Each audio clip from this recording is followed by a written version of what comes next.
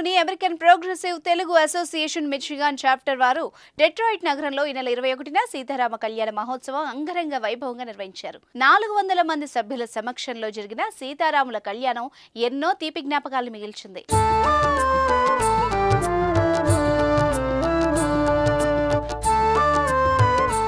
కళ్యాణ మహోత్సవాలలో భాగంగా ఉదయం 9 గంటలకు ఉత్సవ విగ్రహాల ఊరేగింపు, తదుపరి అభిషేకం నిర్వహించి సభ్యులందరూ పాల్గొని సామూహిక సీతారామ శాంతి కళ్యాణాన్ని నిర్వహించారు.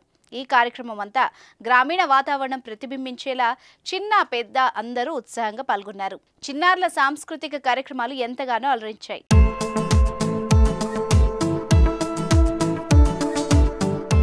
చివరగా మన వాతావరణం ఇక్కడి పిల్లలకు ఒక మధుర జ్ఞాపకంలా ఉండేలా సామూహిక బంతి భోజనం, స్వయంగా తయారు చేసిన వంటకాలతో విందు భోజనాన్ని ఏర్పాటు చేయడం జరిగింది.